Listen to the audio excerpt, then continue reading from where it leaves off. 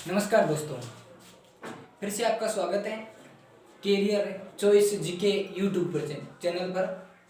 मैं विकास प्रजापति आपको विज्ञान का पोषण करवा रहा हूँ और उसमें अपना जो टॉपिक है वो प्रकाश चल रहा था और प्रकाश में अपने कल वर्ण विक्षेपण व प्रकीर्णन के बारे में पढ़ा था। आज अपन अब इसी टॉपिक को आगे बढ़ाएंगे और इसका एक महत्वपूर्ण पार्ट अपन पढ़ेंगे, परावर्तन।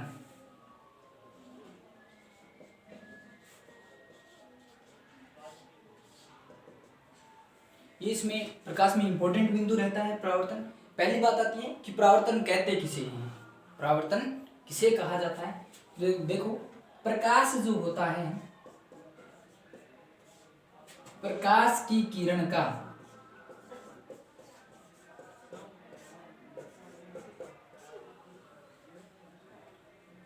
किसी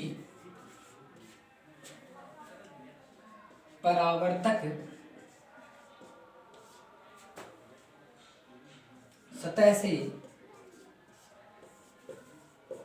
टकराकर वापस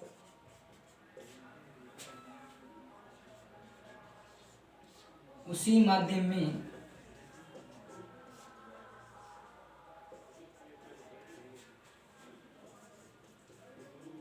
लौट जाने की घटना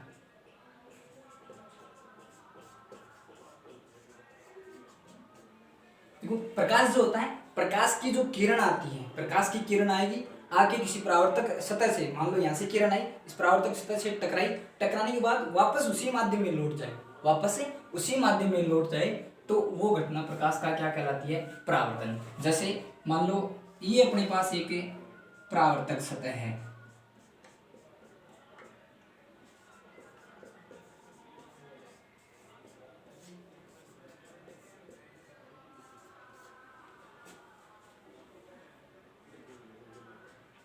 ये इसका अभिलंब,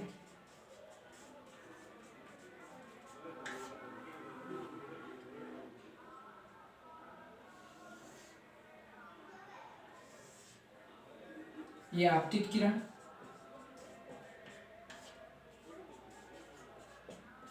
और ये परावर्तित किरण।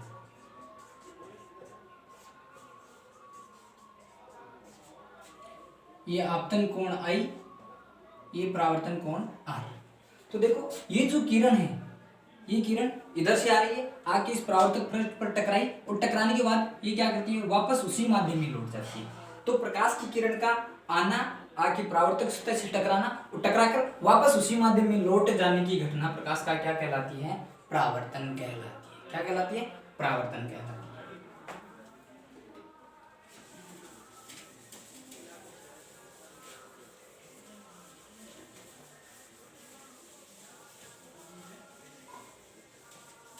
देखो भाई, परावर्तन के बारे में कुछ इंपॉर्टेंट पहलू।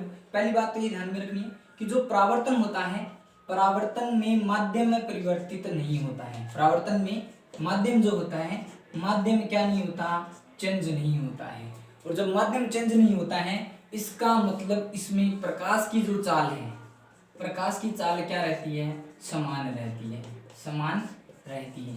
इसका क्या मतलब भी, इसका मतलब ये कि जो आपतित जो प्रकाश होता है, आपतित प्रकाश व परावर्तित जो प्रकाश है, आपतित प्रकाश और परावर्तित जो प्रकाश होता है, इन दोनों की चाल क्या होती है, समान होती है। इन दोनों की चाल क्या होती है, एक समान होती है। अर्थात जितनी चाल से आपतित प्रकाश आता है, उतनी की उतनी चाल से कौन सा जाएगा, परावर्तित प्रकाश। क्यों जाएगा, क्योंकि इनमें प्रकाश की चाल क्या बनी रहती है, समान बनी रहती है। ठीक है। इसके अलावा परावर्तन है, परावर्तन में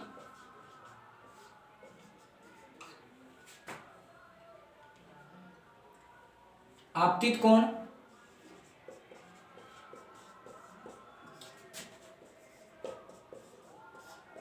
व परावर्तित कोण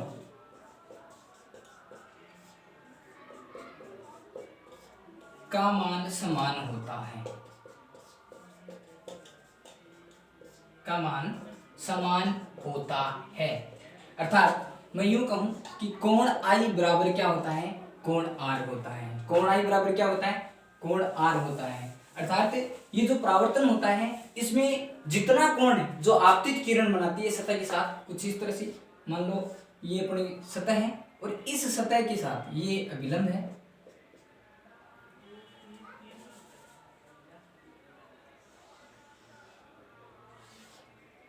तो ये जितना कोण बनाएगी, जितने डिग्री का, ये आपतित जो किरण है ये जितने डिग्री का कोण इस अभिलंब के साथ बनाएगी उतनी की उतनी डिग्री का कोण कौन सी किरण बनाएगी, ये परावर्तित किरण बनाएगी।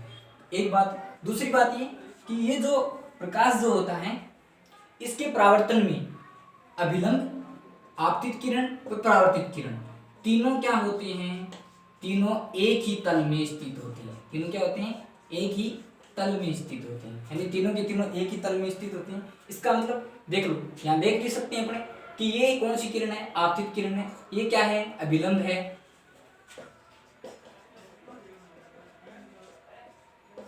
और ये क्या है, परावर्तित है।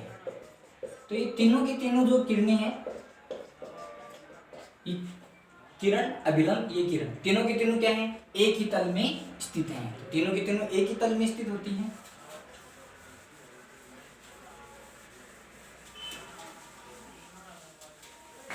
इसके अलावा अपने को जो परावर्तन में ध्यान में रखना है वो बिंदु है, देखो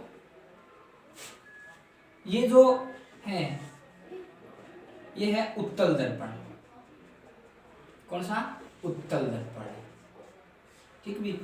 इस दर्पण को किस काम में लिया जाता है, तो ये आता है वाहनों के पश्च दृश्य को देखने के लिए, वाहनों के पश्च दृश्य को देखने के लिए, वाहनों का जो पश्च दृश्य होता है उसको देखने के लिए कौन सा, उत्तल दर्पण। अगर यही ये पालिश इसके बाहरी साइड की तरफ कर दी जाए, कौन सी तरफ है, बाहर की तरफ कर दी जाए, तो ये कौन सा हो गया, अवतल हो गया। कौन सा, अवतल दर्पण।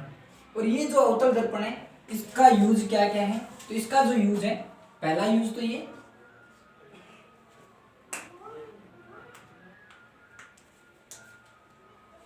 कि अवतल जो दर्पण होता है इस दर्पण को सर्च लाइट में काम में लिया जाता है। किसमें, सर्च लाइट में। एक बात ये ध्यान में रखनी, सर्च लाइट में इसको काम में लिया जाता है। दूसरा,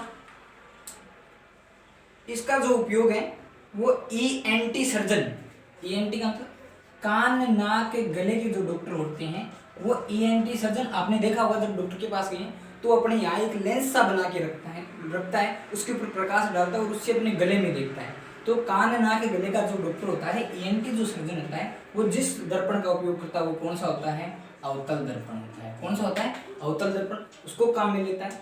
दूसरा आपको ये ध्यान में रखना है कि ये जो अवतल दर्पण है ये सेविंग दर्पण के रूप में भी काम में लिया जाता है। किसके रूप में, सेविंग दर्पण, यानी जिसको अपन हजामती दर्पण बोलते हैं,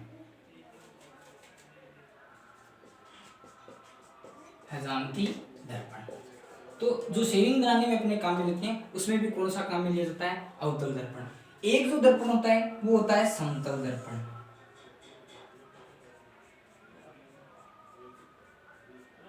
ये कौन सा है, समतल दर्पण।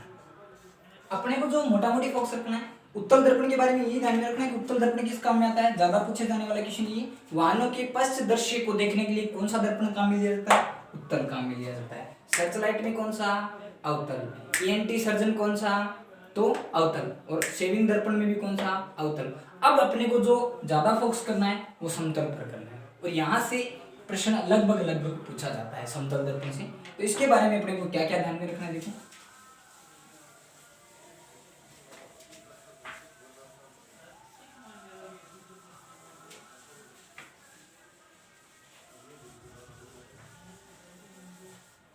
ये जो समतल दर्पण होता है ना, समतल दर्पण में प्रतिबिंब है, प्रतिबिंब वह बिंब दोनों की साइज क्या होती है, बराबर होती है। दोनों की साइज बराबर होती है, दोनों का आकार क्या होता है, बराबर होता है। पहली बात ये ध्यान में रखनी है कि इन दोनों की साइज है वो बराबर होती है, एक बात। दूसरी बात अपने को ये ध्यान में रखनी है कि ये जो होता है समतल दर्पण, इस पर प्रतिबिंब बनता है, ये जो प्रतिबिंब है इसकी साइज बराबर होगी। इसके अलावा सीधा प्रतिबिंब बनता है, कैसा बनता है, सीधा, सीधा वह वास्तविक प्रतिबिंब बनता है, सीधा वह वास्तविक। ये बात ध्यान में रखनी है समतल दर्पण के बारे में। इसके अलावा अपने को समतल दर्पण के बारे में क्या ध्यान में रखना है कि अगर अपन समतल दर्पण की तरफ, अगर अपन समतल दर्पण की तरफ, समतल दर्पण की तरफ v वेग से जाएंगे, कौन से वेग से, v वेग से जाएंगे, तो जो दर्पण है उस दर्पण में प्रतिबिंब की जो चाल है, दर्पण में प्रतिबिंब की चाल दुगुनी दिखाई देगी। क्या दिखाई देगी, दुगुनी, अर्थात वो 2v वेग से क्या करेगा, गति करेगा। मान लो अपन दर्पण की तरफ 5 मीटर प्रति मिनट की गति से जा रहे हैं, 5 मीटर प्रति मिनट की गति से जा रहे हैं, 5 मीटर प्रति मिनट की गति से अपन अगर जा रहे हैं, सॉरी 5 मिनट प्रति सेकंड, मान लो 5 मिनट प्रति सेकंड की गति से जा रहे हैं, तो प्रतिबिंब है वो हमें अपनी तरफ 10 मीटर प्रति सेकंड की गति से आता हुआ दिखाई देगा। ये बात ध्यान में रखनी है। इसके अलावा और क्या ध्यान में रखना है, तो और ये ध्यान में रखना है कि ये जो समतल दर्पण होता है, समतल दर्पण में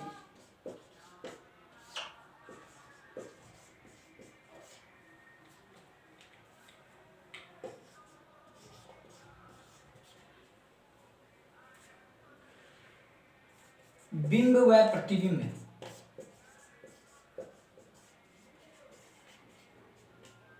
बिंब व प्रतिबिंब की दूरी समान होती है, की दूरी क्या होती है, समान होती है।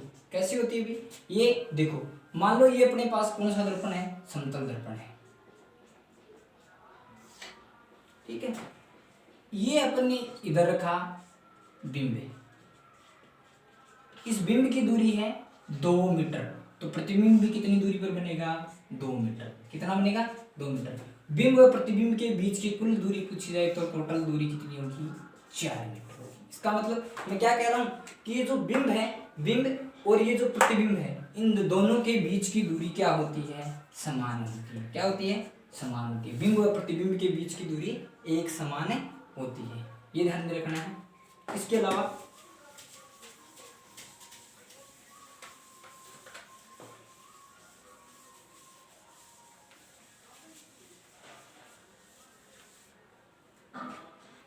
अगर किसी व्यक्ति को, अगर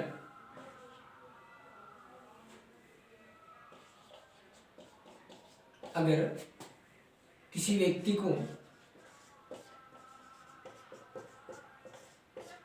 या वस्तु का, किसी व्यक्ति या वस्तु का पूरा प्रतिबिंब अगर हमें देखना है, पूरा प्रतिबिंब अगर हमें देखना है, तो जो दर्पण है, तो दर्पण वस्तु की लंबाई का आधा होना चाहिए। लंबाई का क्या होना चाहिए, आधा, मतलब लगभग वस्तु जितनी लंबी है उससे आधा, न्यूनतम जो दूरी है वो कितनी होनी चाहिए, आधी होनी चाहिए। न्यूनतम दूरी, कम से कम जो है वो आधा होना ही चाहिए। न्यूनतम दूरी है वो आधी होनी चाहिए। मतलब मान लो एक एग्जांपल से समझो इसको, एक आदमी है, उसकी लंबाई है 170 सेंटीमीटर। कितनी है, 170 सेंटीमीटर।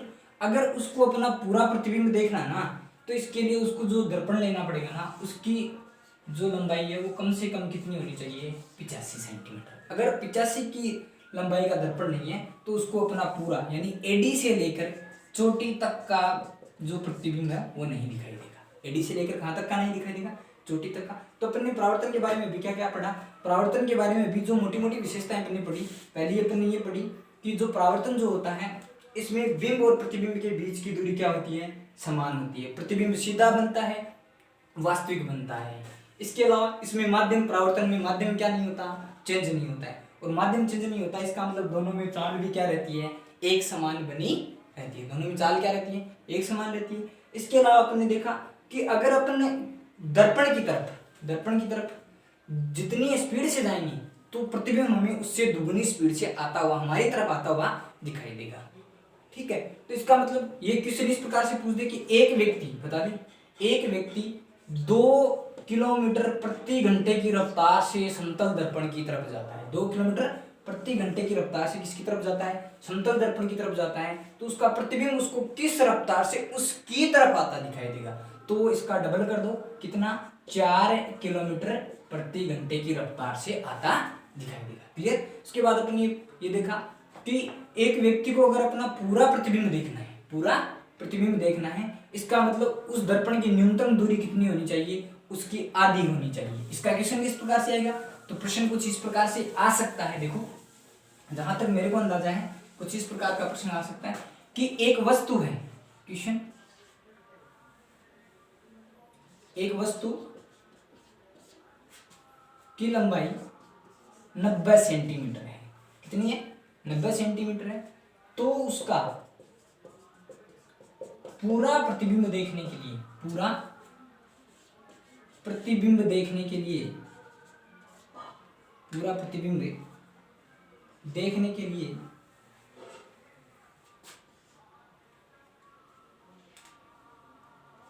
पूरा प्रतिबिंब देखने के लिए दर्पण की न्यूनतम लंबाई होगी। दर्पण की क्या न्यूनतम लंबाई होगी? तो अपन ने क्या पढ़ा है कि कुल जो जितना बिंब की जो लंबाई होती है उसका क्या होना चाहिए? आधा। आधा का मतलब इसका क्या कर दो? 1/2, यानी 45 सेंटीमीटर का दर्पण हमें चाहिए। कम से कम कितने सेंटीमीटर का? 45 सेंटीमीटर का। तो यहाँ से इस प्रकार का प्रश्न आ सकता है। और इसके बारे में क्या इंपॉर्टेंट ध्यान में रखना है,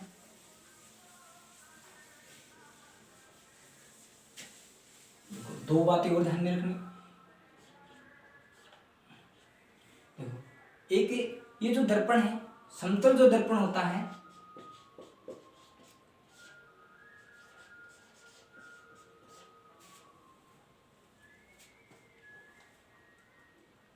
समतल दर्पण में बनने वाले प्रतिबिंबों की संख्या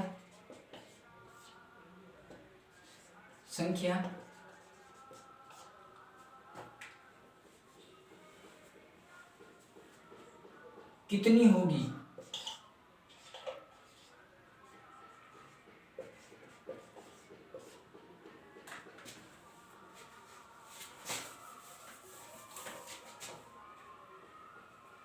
कितनी होगी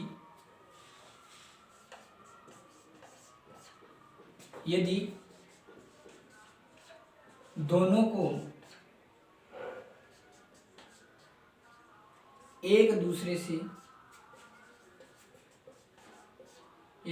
पर झुकाकर रखा जाए।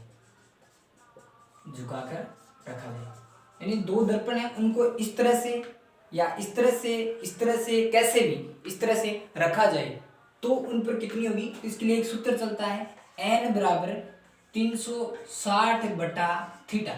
n बराबर 360/थीटा। ठीक है, यहाँ पर नोट में दो बातें और ध्यान में रखनी है। नोट में दो बातें कौन कौन सी ध्यान में रखनी?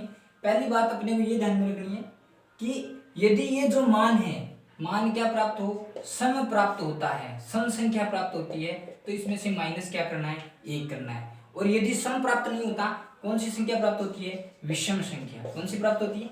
विषम संख्या प्राप्त होती है। तो जो संख्या आएगी वो का वो उत्तर आएगा। कैसे? देखो मैं क्या कर रहा हूँ कि समतल दर्पण में बनने वाले प्रतिबिंबों की कैसे कितनी होगी? यदि उनको आपस में इस तरह से या इस तरह से झुका कर रखा जाए तो इनके बीच का कोण दिया होगा, यानी दो दर्पणों के मध्य क्या बन रहा होगा? कोण बन रहा होगा। और कोण बन रहा होगा तो कितना डिग्री का बन रहा होगा? उस कोण 360 का भाग दे दोगे तो वो क्या होगा? उसमें प्रतिबिंबों की संख्या होगी। लेकिन इसके लिए शर्त क्या है? यदि ये मान हमें क्या प्राप्त हो? सम प्राप्त हो, तो इसमें से कितना घटाना है? 1 घटाना है। और अगर ये मान हमें विषम प्राप्त हो तो जो संख्या प्राप्त हुई है वो हमें क्या मानना है? उत्तर मानना है। एक क्वेश्चन से देखो, क्वेश्चन फॉर्मेट में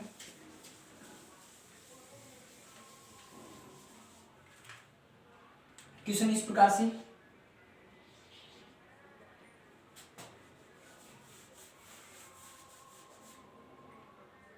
दो दर्पण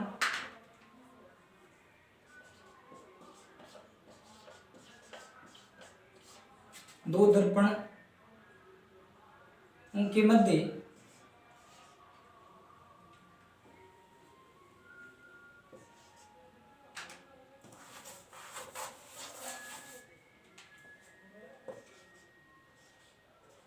दो दर्पणों के मध्य 40 डिग्री व 60 डिग्री का कोण बन रहा है, का कोण बन रहा है।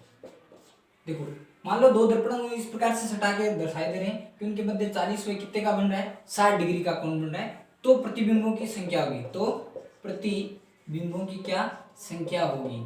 तो यहाँ अपने को प्रतिबिंबों की संख्या ज्ञात करनी है। और देखो प्रतिबिंबों की संख्या किस तरह से ज्ञात करनी है, उसके लिए देखो अपने पास सूत्र क्या था, n बराबर 360 बटा थीटा।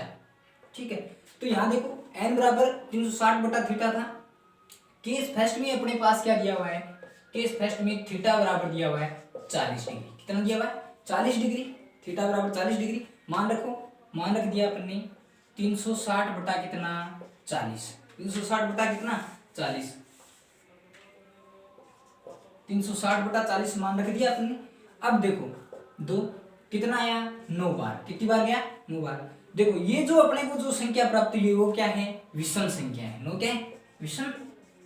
भाई विषम है, सम तो नहीं है।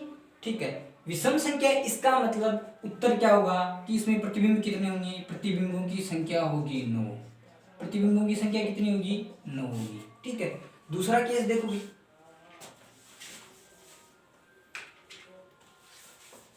दूसरे वाला केस क्या कहता है, यहां देखो इनके बीच में कोण कितने डिग्री का, 60 डिग्री का। कितने डिग्री का है, 60 डिग्री का है। दोनों दर्पणों के मध्य 60 डिग्री का कोण है, मान रखो 360 बटा 60 n बराबर। ठीक है, मान रख दिया अपन ने। कितनी बार गया, 6। कितना है, 6।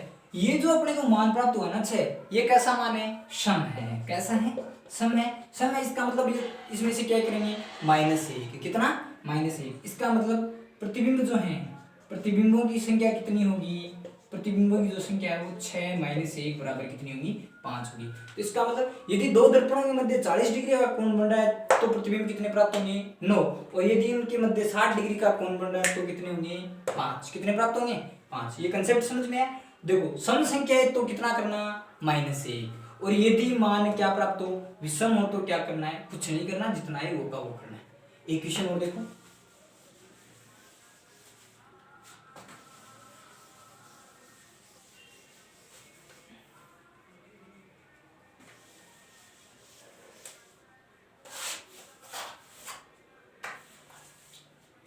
थोड़ा अच्छा सा क्वेश्चन बताते हैं।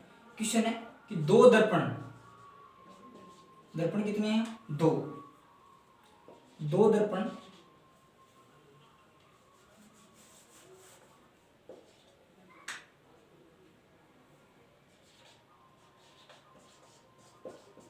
दो दर्पण को समांतर व प्रति समांतर, समांतर व प्रति समांतर व्यवस्थित किया गया है। क्या किया गया है, समांतर व प्रति समांतर व्यवस्थित किया गया है। तो प्रतिबिंबों की संख्या बताइए। तो किसकी संख्या बताइए, प्रतिबिंबों की संख्या बताइए। भाई देखो दोनों केस अलग अलग हैं। एक केस कह रहा है कि क्या है, समांतर है। क्या है, समांतर। समांतर का मतलब देखो इधर ये दर्पण, इधर दो चीजें समांतर कब होती है, जब उनके मध्य क्या हो, बराबर का। क्या करें, बराबर का। तो समांतर का मतलब जब समांतर व समांतर दिया होता है, इनका मतलब समांतर के मध्य कोण कितना डिग्री, 0 डिग्री। यानी वो जो दर्पण है कुछ इस प्रकार से रखें, दोनों एक दूसरे के ऊपर रख दिए, दोनों एक दूसरे के ऊपर। तो इनके मध्य थीटा का मान कितना, 0 डिग्री है। थीटा बराबर कितना डिग्री, 0 डिग्री। मान रखो भी उसमें अपने सूत्र में n बराबर 360 बटा थीटा। ठीक है, 360 बटा क्या गया, 0 डिग्री। और अगर किसी वस्तु किसी मान में 0 का भाग देंगे तो कितना आएगा, अनंत। यानी इस केस में प्रतिबिंब कितने बनेंगे, अनंत। तो यहाँ से ये भी प्रश्न पूछा जा सकता है कि दो दर्पणों के मध्य कितने डिग्री का कोण रखा जाए कि हमें अनंत प्रतिबिंब प्राप्त होंगे। तो अनंत कब प्राप्त होंगे, जब उनके मध्य थीटा का मान कितना है, 0 डिग्री। और बात भी सही है, दो चीज इस तरह से रखी है तो पूरी सतह इस पर टच है, तो इसका पूरी का प्रतिबिंब बन रहा है और इसका भी पूरी का क्या बन रहा है, प्रतिबिंब बन रहा है। प्रति समांतर का मतलब, प्रति समांतर का मतलब इतना ही है कि एक की दिशा ये, एक ही इसकी दिशा है, तो दोनों की दिशा क्या होगी, विपरीत। इसका मतलब उनके मध्य कोण थीटा का मान कितना होगा, 180 डिग्री। कितना होगा, 180 डिग्री। देखोगी बात अपने सूत्र में रखो, n बराबर 360 बटा 180 80। मान कितना आया 2। कितना आया 2। 2 मान आया, इसका मतलब ये संख्या कैसी, सम संख्या। कैसी है, सम संख्या। इसका मतलब इसमें से माइनस क्या करना 1, तो प्रतिबिंब कितना बनेगा 1। इसका मतलब यदि दो दर्पणों के बीच में 180 डिग्री का कोण बन रहा है, इसका मतलब आपका प्रतिबिंब कितने होंगे 1 होंगे। तो ये ध्यान में रखें। अब देखो एक और थोड़ा सा एक क्वेश्चन और करवा देता हूं। उसमें क्या है देखो, यदि थीटा बराबर कितना डिग्री हो 50 डिग्री हो, कितना डिग्री हो 50 डिग्री हो, तो कितना, तो प्रतिबिंब कितने बनेंगे। ये कंसेप्ट देखो, थोड़ा सा कंसेप्चुअल क्वेश्चन देखो। भाग देते हैं कि कितना 360/50, n बराबर 360/50। इसमें भाग देंगे, देखोगे 0 से 0 गया, इसमें 7 पंजो 35 और 2 बार कितना आया 7.2। अब ये माना है 7.2, अगर पॉइंट में आए ना तो हमें क्या माननी है, इससे अगली संख्या माननी है, चाहे 7.1 हो, 2 हो, 3 हो, 4 हो। अगली संख्या का मतलब आप कितनी संख्या मानेंगे 8 मानेंगे। 8 कैसी संख्या, सम है। कैसी है, सम है। तो इसमें से क्या करेंगे -1, क्या करेंगे -1। इसका मतलब इसमें प्रतिबिंब कितने बनेंगे 7 बनेंगे। प्रतिबिंब कितने बनेंगे 7 बनेंगे। तो बात समझ में कि सीधा सूत्र है, सूत्र में मान रखना है थीटा बराबर n बराबर क्या होता है 360/थीटा।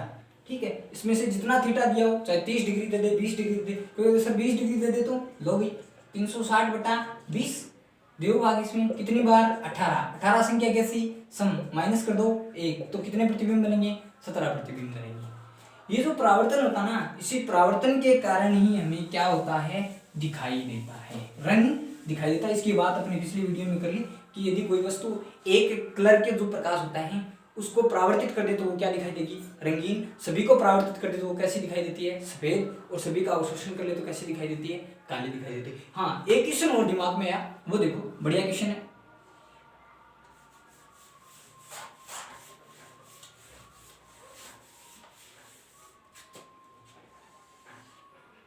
मान लो कुछ इस तरह से दिया हो, ये कौन सी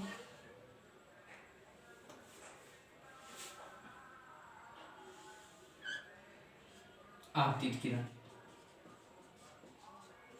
ये कौन सी परावर्तित।